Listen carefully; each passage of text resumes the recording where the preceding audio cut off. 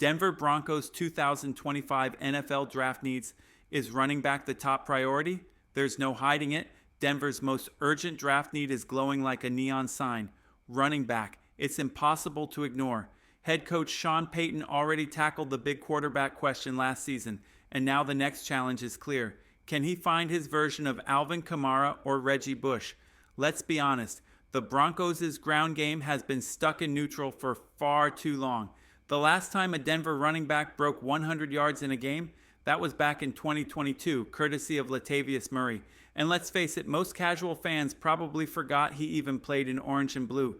So where does Denver turn in the 2025 NFL Draft? In this video, we're breaking down potential first-round targets at the running back position who could give this team the spark it desperately needs. But we're not stopping there. We'll also look at some intriguing late-round prospects that could end up being steals. To help with the analysis, we're using some powerful AI tools. No, not the lazy kind that just regurgitates rankings. This tech taps into a massive database, offering insight into draft trends, team needs, and positional value. It's even showing us each of Denver's picks for this year and next, plus probabilities for trading up or down. One key takeaway? According to the data, there's about a 33% chance Denver uses its first-round pick on a running back and around 21% on a wide receiver. That's a pretty solid indicator of where the team's priorities may lie. Now, some may argue that wide receivers offer more long-term value, especially with the way the position is paid in today's league. Running backs often don't even finish out their rookie contracts with the team that drafts them. But consider this. Denver may already have their WR1 with promising depth behind him.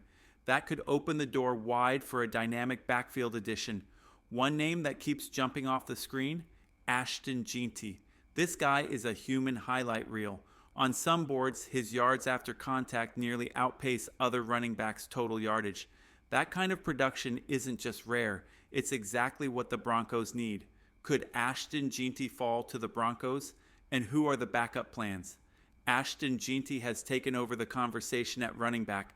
There's just no comparison. His talent level is a tier above the rest of this draft class.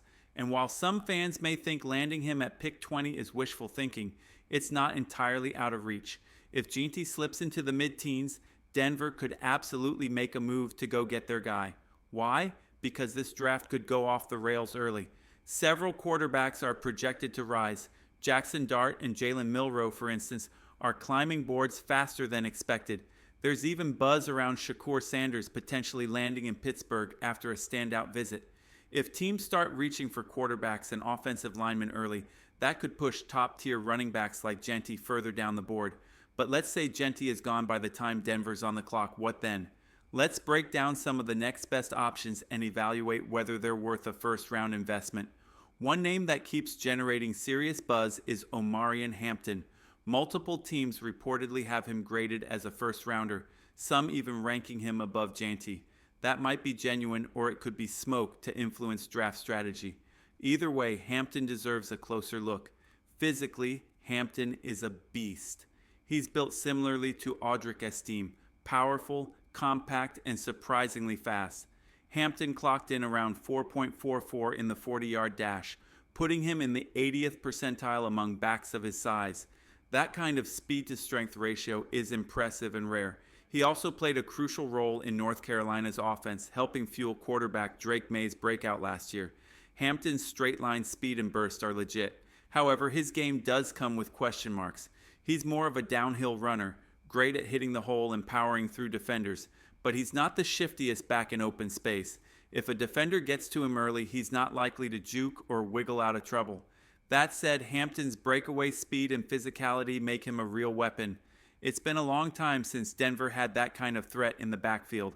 Seeing highlights of him turn up the field brings back flashes of Clinton Portis in his prime, a dynamic blend of power and pace that this offense could desperately use. The big question is Hampton the type of back Sean Payton wants? That's the mystery. But if Denver misses on Jeanty, Hampton could absolutely be the next man up, and he might be a perfect fit in the Mile High City. Should the Broncos go RB in round 1 or build the 1-2 punch from within? Here's the real debate. Should the Broncos invest their first-round pick in a running back like Omarion Hampton, or do they already have the pieces to build a dominant backfield? Some fans are saying, let Audric Estime eat, and there's real merit to that. If Estime gets more carries and pairs with Jaleel McLaughlin as a true 1-2 punch, maybe Denver can shift focus in round one toward a top-tier wide receiver instead. That's a completely valid strategy. But let's circle back to Hampton for a second. He's an absolute tank with surprising speed, and while some fans might be a little nervous seeing another North Carolina back in Broncos colors, looking at you, flashbacks to Javonte Williams, Hampton brings his own unique skill set. If Denver takes him, it's not because of hype, it's because Sean Payton sees something special. And frankly, Payton's track record with running backs is legendary. From Reggie Bush to Alvin Kamara to Deuce McAllister, Payton has a knack for finding and maximizing RB talent. That's why whoever he chooses at the position, fans can feel confident it's a hand-picked fit. Now, let's talk about another intriguing option, Tre'Veyon Henderson from Ohio State. What sets Henderson apart isn't just his talent, it's his mindset. Before Ohio State's championship run, coaches told him they were bringing in another top running back, Quinshon Judkins, which could cut into his carries and hurt his draft stock. Henderson's response, if it helps us win, do it. That team-first mentality is exactly the kind of culture fit Payton thrives on. On the field, Henderson is electric.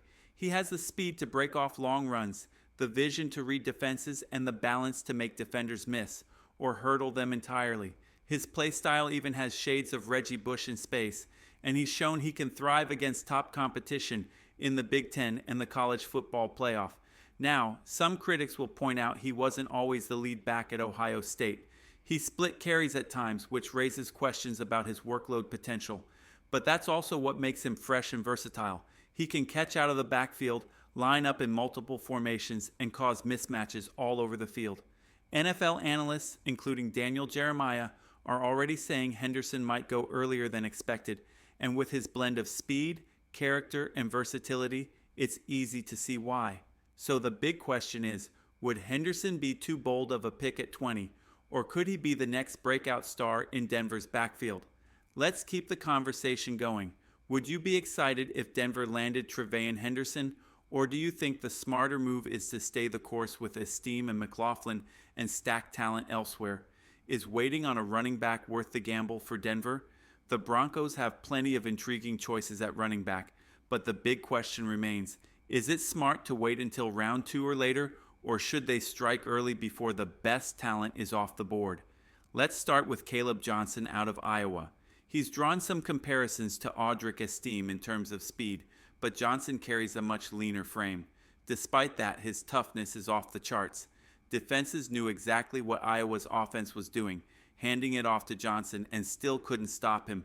That speaks volumes about his ability to fight through contact and stay productive, even when everyone in the stadium knows he's getting the ball. He modeled his game after Alvin Kamara, and you can see some of that influence in his footwork and patience. He also has a strong athletic background from years of baseball and earned the nickname Superman in high school for his durability and playmaking ability. That said, there are concerns about his top-end speed. On film, he occasionally struggles to break away from linebackers, something that becomes even more critical at the NFL level. With a projected draft position in the mid to late second round, around pick 48, he may not be a first-round value, especially with Denver picking at 20. But here's a name that is generating real excitement, Dylan Sampson from Tennessee.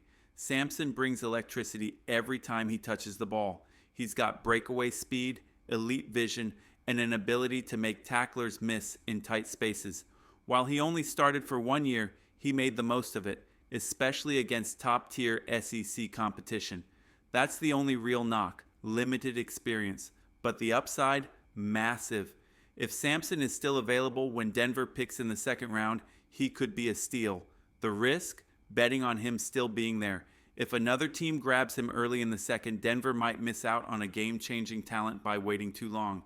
Now for a true wild card, Brashad Smith, a former wide receiver turned running back from SMU. Smith might not come from a blue-chip program, but don't let that fool you. His game pops off the screen. He's explosive, shifty, and brings legitimate receiving ability out of the backfield. That kind of versatility is exactly what Sean Payton has valued in his past offensive schemes. Sure, there are questions about the level of competition he faced, but if you've watched players like Austin Eckler or Christian McCaffrey evolve into elite dual threat backs, you know production matters more than pedigree. Smith's skill set is tailor-made for creative offensive play calling, and most mock drafts project him as a third-round selection, somewhere around pick 65. So what's the strategy? Do the Broncos make a bold move in the first round to secure one of the top-tier backs, like Janty, Hampton, or Henderson, or do they play the long game and grab a high-upside sleeper like Sampson or Smith later on? Either way, the Broncos are in a strong position. And with Sean Payton's history of turning lesser-known players into stars, there's every reason to believe he'll find the right fit, whether that's on day 1 or day 2.